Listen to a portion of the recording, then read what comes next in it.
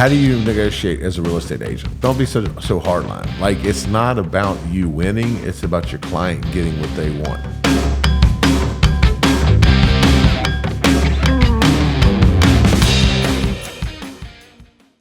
Let me give you a story about me back in the day. And let me explain a little bit about how the real estate industry works, because it's a quirky industry. Real estate is about the only industry out there that you have to have your competitor to be successful. If you're not familiar with real estate, it's a little confusing. And so the MLS is a multiple listing service. And so what happens there is that all the competitors put their listings in there so that everybody can shop there. Imagine if Ford, Chrysler, Chevy just rented one big Coliseum parking lot and everybody brought their cars there. Anybody could sell anybody's car. That's kind of what real estate's like. And so in the beginning, I will say, admittedly, I was not the best real estate agent. And that kind of hurts to say, because I was ex-military and I had this mentality that I'm good, you're bad. And I had this mentality that I had to crush you in order for me to win.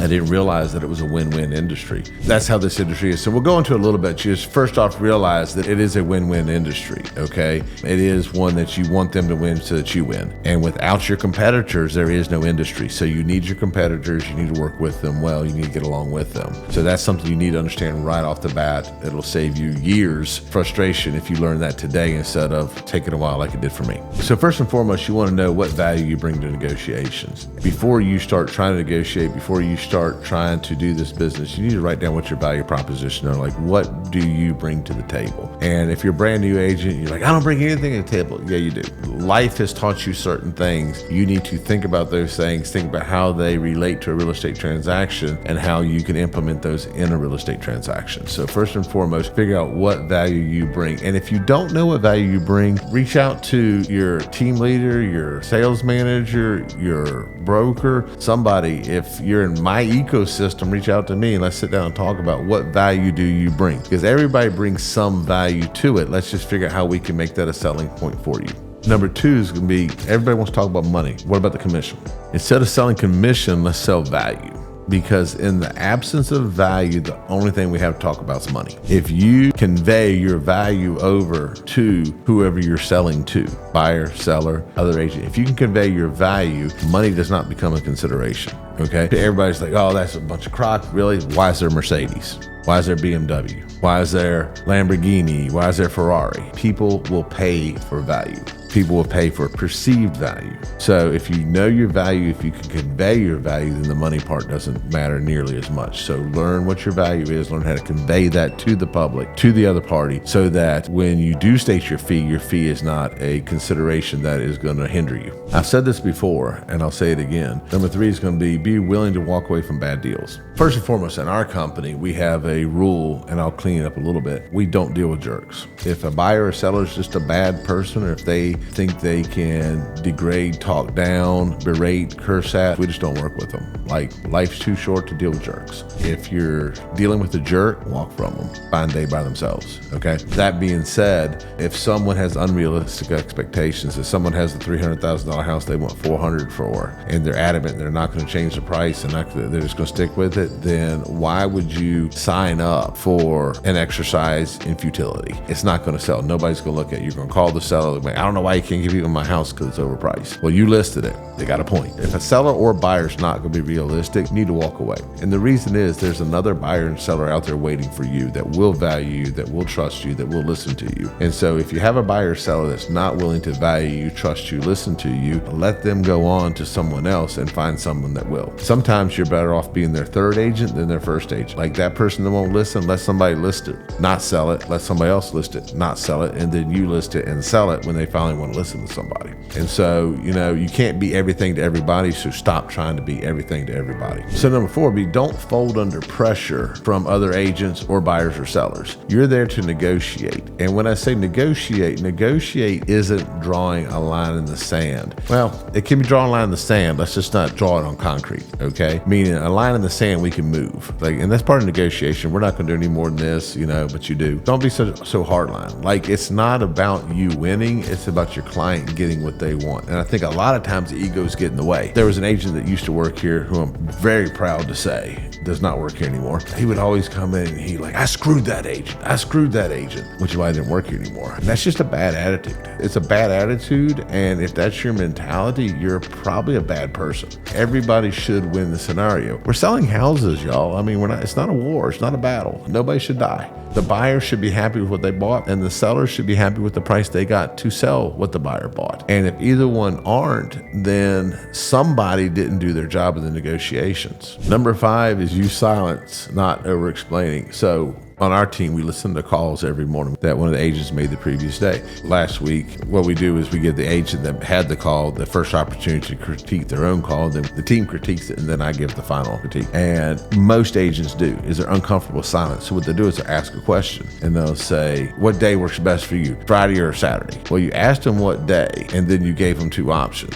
And so I'm going to pick one of your options. Or they'll say, what makes you like that area? Is it the school systems? Well, why'd you ask them a question, then give them an answer? So ask a question, and Dawn, my sales manager, she corrected me because I said, ask the question and shut up. She said, no, just ask the question and don't say anything. Pretty sure it means the same thing. Like ask a question and seal your lips. People are uncomfortable with silence. Mostly the person asking the question loves to ask questions and give options. Nobody wants to be sold. Everybody wants to be helped. If I don't want to be sold and you ask me a question and give me 2 answers, I'm going to pick one of your answers because it was good enough for you. It's good enough for me. It doesn't have to be the right answer. I don't want to be sold. I don't want to give you information. Why do you ask a question? You're asking a question to get information. Why do you want information? Because you want to help this person. And to help this person, you need information. And then once they answer that question, you take that answer, and then you ask another question to dive a little deeper in. It's peeling layers of an onion. Like an onion's got many layers. You want to get to the middle without crying, okay? And so you want to keep peeling the layers of the onion to find out what their real motivations, what their wants, what their desires are, so that you can truly help them.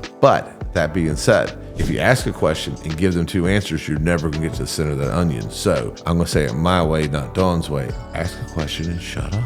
Number 6 is going to be structure wins. Price is not everything. You know, I tell people all the time, in sales, you consider 2 things, price and terms. And they're 2 different things. I'll give you a perfect example. Real life happened to me. We had 2 offers on a house I had for sale. It was listed at $300,000. I had one offer for $280,000. I had one offer for $300,000. True life story, happened last month. But I had an investment loan. An investment loan that it was coming up on a year. And at the end of that year, I had to pay a penalty if it wasn't done. I either had a penalty or I had to refinance it. I didn't want to refinance it. I had a $280,000 offer and a $300,000 offer. Now the $300,000 offer was asking for closing costs. So it was really like probably a $288,000 offer. Okay. So we're talking about $8,000 difference in price. $8,000 is a lot of money. I didn't want to refinance that loan. I had 2 offers. I had a $280,000 and a $300,000. The $280,000 was closed in 30 days. The $300,000, they had to sell their house and then they could close, and it was going to be $288,000. So it was not going to close in time for me to get that loan paid off before the penalty hit. So which offer did I take? $8,000 difference. I took the $280,000. Why did I take $280,000? Number 1, I know it's going to close. It's going to close in 30 days. The other one might close, might not close because it's subject to them selling the house. And what if they didn't sell their house? And it wasn't going to close in time no matter what. So I took the $280,000. And so, you know, you have price and terms, 2 different things. And so a lot of times what we tell buyers and sellers to do is find out what the other person wants. Forget price for a second. Get price gone.